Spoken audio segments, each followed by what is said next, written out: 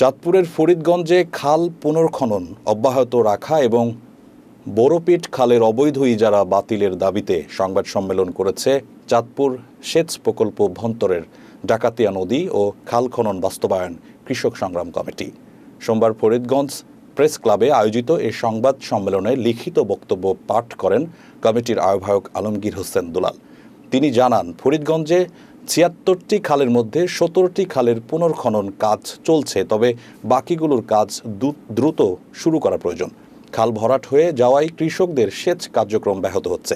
এছাড়া বোরোপিট খালের ইজারা বাতিল, দখলমুক্ত করা, কচুরিপানা পরিষ্কার এবং কৃষি ঋণ মওকুফ সহ ক্ষতিপূরণের দাবি জানান তিনি।